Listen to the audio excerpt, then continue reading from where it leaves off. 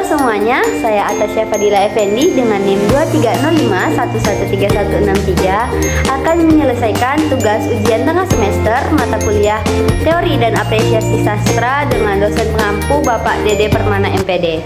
Di sini saya akan menceritakan dongeng yang telah saya buat yang berjudul Kelelawar yang Lupa Diri. Selamat menyaksikan.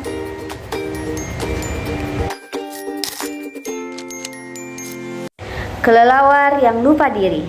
Pagi hari yang cerah, semua binatang melakukan aktivitas seperti biasanya.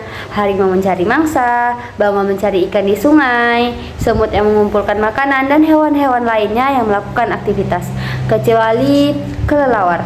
Kelelawar tidur di dalam gua karena ia kelelahan mencari makan pada malam harinya. Tak lama kelelawar terbangun dari tidurnya. Lalu ia berpikir, mengapa aku berbeda dengan hewan lainnya? Mengapa aku harus tertidur dan berdiam diri di dalam gua saat semua hewan lainnya melakukan aktivitas? Pikiran itu terlintas saja di pikiran kelelawar pada siang hari itu. Malam hari pun tiba. Kelelawar mencari madu, buah-buahan, dan serangga untuk dia makan. Tapi pada malam hari ini, kelelawar melakukan aktivitas dengan sangat cepat karena ia berencana untuk melakukan perubahan aktivitas dimulai pada esok hari. Pagi hari pun tiba. Warna biru keabu-abuan sudah menghiasi langit. Terdengar suara ayam berkokok. Kukuruyuk, membangunkan kelelawar dari tidurnya. Kelelawar pun bersemangat untuk melakukan aktivitas baru di pagi harinya. Kelelawar berjalan keluar gua, disambut oleh ayam yang barusan saja berkokok. Hai kelelawar, selamat pagi. Tak biasanya kau bangun pagi, kelelawar? Kelelawar pun menjawab, hai ayam, selamat pagi. Kali ini aku akan melakukan aktivitas seperti binatang lainnya. Ayam pun bertanya dengan heran, hah? Melakukan aktivitas seperti binatang lainnya? Apa maksudmu, kelelawar? Kelelawar pun menjawab, ya, seperti binatang lainnya, melakukan aktivitas di siang hari dan tertidur di malam hari. Seperti yang kau tahu, aku sebaliknya, tapi kali ini aku akan melakukan aktivitas baru pada pagi hari ini. Dan kelelawar pun meninggalkan ayam sambil melompat-lompat menyusuri hutan. Selamat tinggal ayam, aku akan bersenang-senang. Kelelawar pun berjalan menyusuri hutan dan sesekali bertemu dengan binatang lainnya yang melontarkan pertanyaan sama yang dilontarkan ayam kepada kelelawar. Tetapi dengan senang hati kelelawar menjawab pertanyaan tersebut.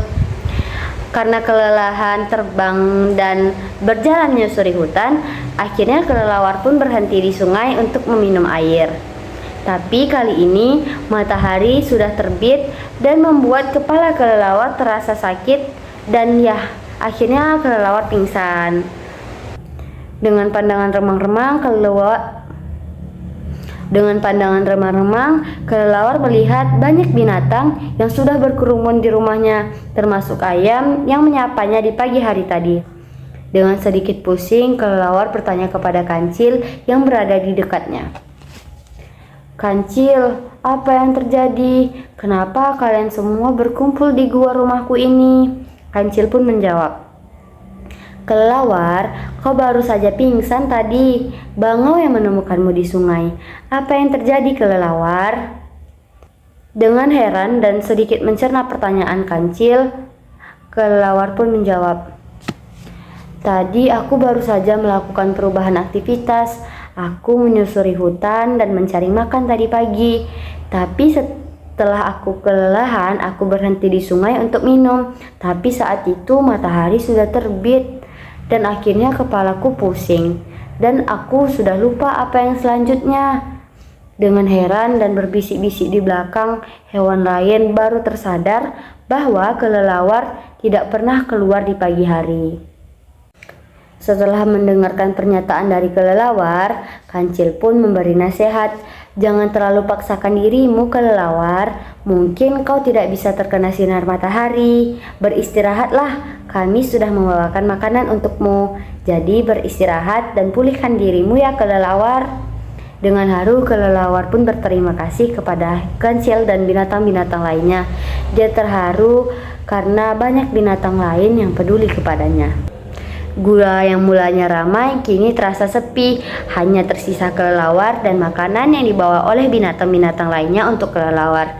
Kini kelelawar beristirahat, tapi ia tetap berencana untuk melakukan perubahan aktivitas esok hari.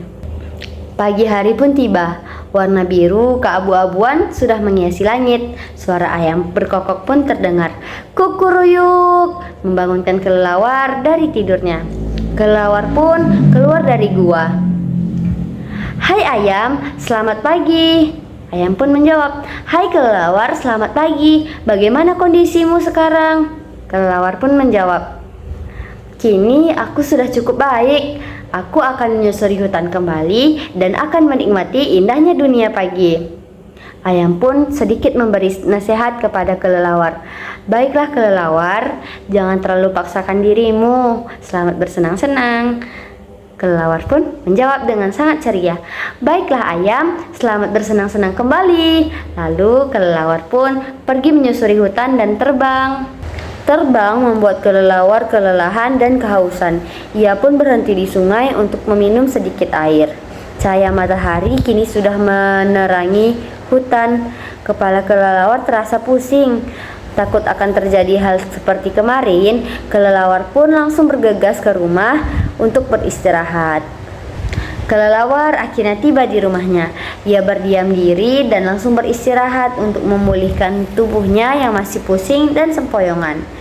Kelelawar pun lupa dan baru tersadar bahwa ia merupakan makhluk ciptaan Tuhan yang dikodratkan sedikit berbeda dengan binatang lainnya. Kelelawar adalah binatang nokturnal yang beristirahat di siang hari dan melakukan aktivitas di malam hari. Mulai hari itu, kelelawar melakukan aktivitas seperti biasanya. Kelelawar pun hidup bahagia dan menjalani hari-harinya dengan penuh ceria dan semangat.